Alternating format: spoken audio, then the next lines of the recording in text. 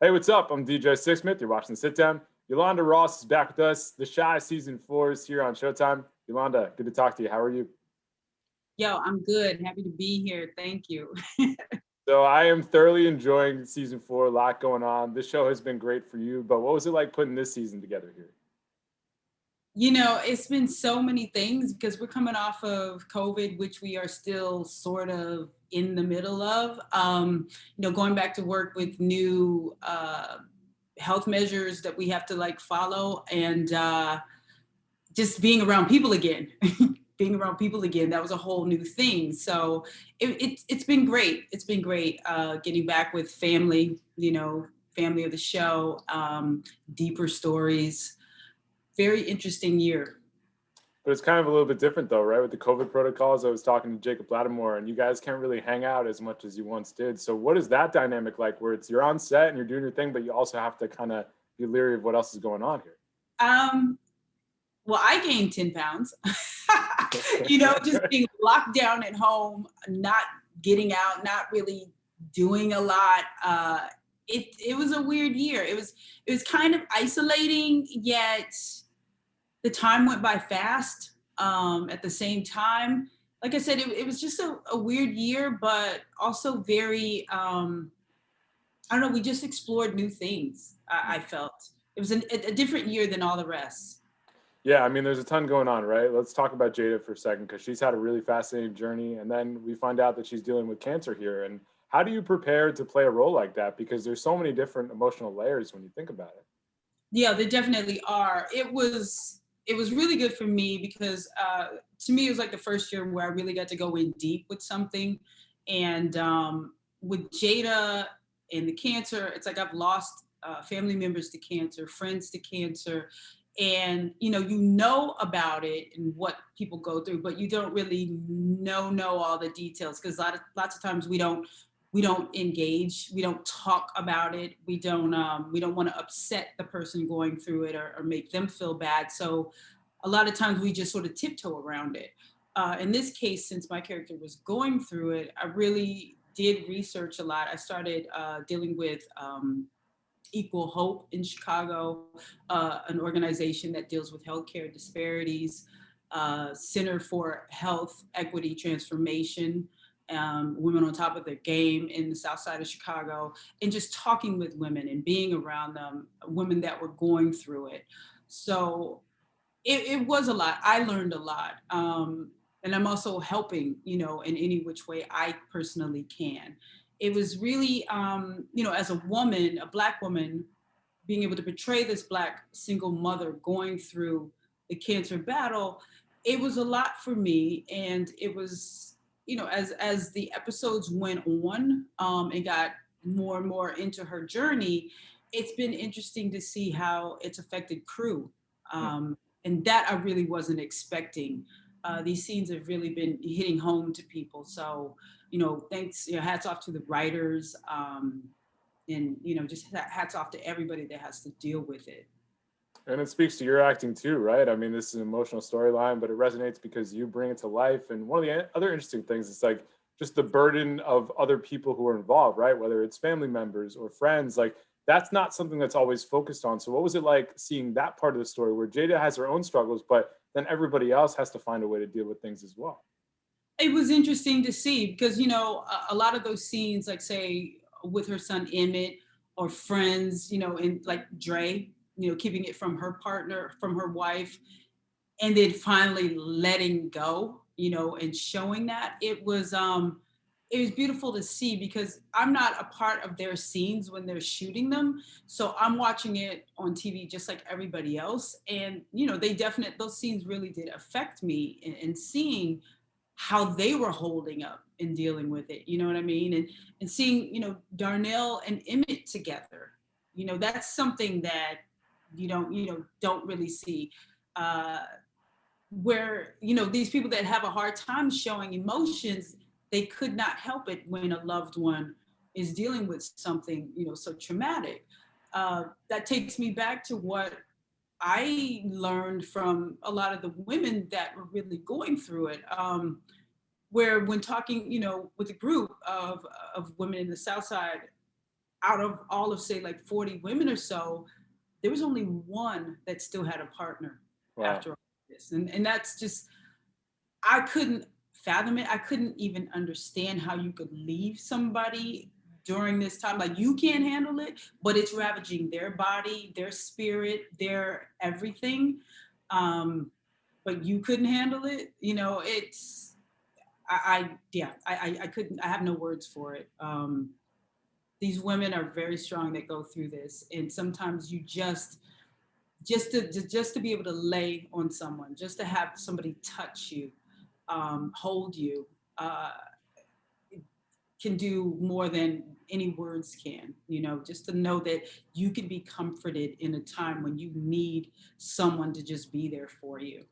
I mean, the Um, journey is already hard enough, right? I couldn't imagine going through that alone. It's crazy to even think about that. But the thing I love about the show is that it holds a mirror up to society, right? I mean, even everything with police brutality and what we see in the first couple of episodes. I mean, that's what we dealt with in 2020 with George Floyd yeah. and racial reckoning. So, what was it like for you to watch that, given everything that happened in our world? Well, I mean, the thing is, you said 2020. I mean, we've been dealing with this for decades. Hmm. This country is built on that kind of bullying.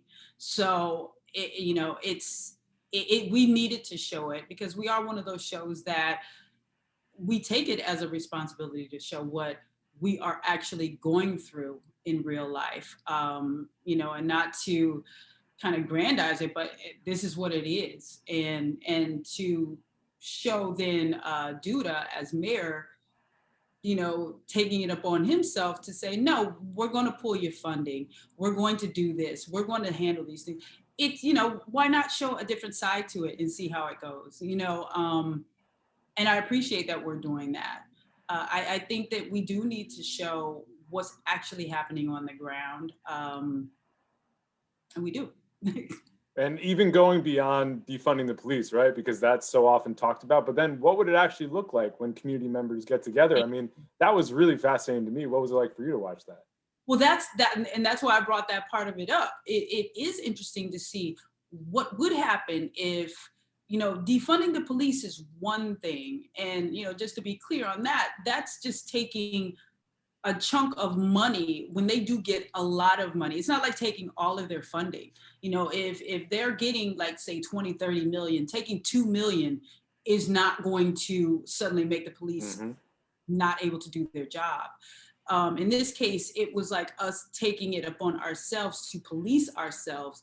And that is a lot. You know, I don't think anybody is actually saying they don't want police, but we do want police to be accountable for when they do wrong.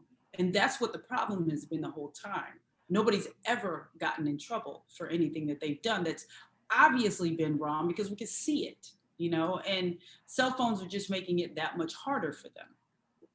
There's that one really powerful scene where everybody takes out their cell phone. That just speaks to the world that we're in, right? I mean, that fundamentally changes policing. I mean, how amazing was it to see that scene unfold? I thought it was beautiful. I thought it was beautiful. I thought it was real. I thought it was artistic.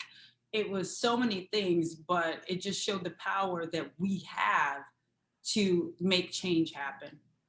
And to take that power back, I think that's a really big part of it too. And I think this show is cool for so many different reasons, but it shows the beauty and the soul of Chicago. And you've spent a lot of time in that city. What are some underrated parts of the city that we don't talk about enough? Ooh, yeah, I'm stuck in my house so often. But I mean, the South Side is beautiful. I mean, there's so many beautiful buildings, great places to eat. Just all the history, that's going on there. That things that I like. Of course, I can't name any right now, but there are a lot of things that I learned did happen there, in the course of our history. And so many musicians that have come through there as well. Yeah, it's an unbelievable city, and it's so cool that the show can really showcase this here. And it's awesome that your character has gotten so much shine. But who are some other characters that you've looked at this season and you're really intrigued by, or you're really focused on? I am well. I'm intrigued by Darnell coming up, Hmm. and showing more sides to him. Um, because I mean, I think those exes are people that you know, and that character started to go in a certain way where he's maybe used to be funny or this, that, and the other. But I think he's going to get deeper this season. Seeing how those two, he and Jada, get along and what they mean to each other, I think is important. The character Shad, I think is really interesting, that just came out of jail. Mm-hmm. And to see how he deals with, you know, Imani in the house and Trig, and just trying to get back into the world after being in jail for so long. Um, Gemma, Gemma and Young Love, and what a struggle that is. You know, the triangle with Kevin and Jake. You know, I'm fascinated with that, because that first love situation, Mm-hmm. we know how that can, like, really at that age, everything is like at the height of everything to you. So those entanglements at that age, and these kids sound so grown, it's like, wow. But yeah, everything is life or death to us at that age. So it's beautiful to see it being all messy and everything, and just how they deal with it. I love how young love and old love, compare and contrast throughout the entire show. I think it's really Yeah, fascinating.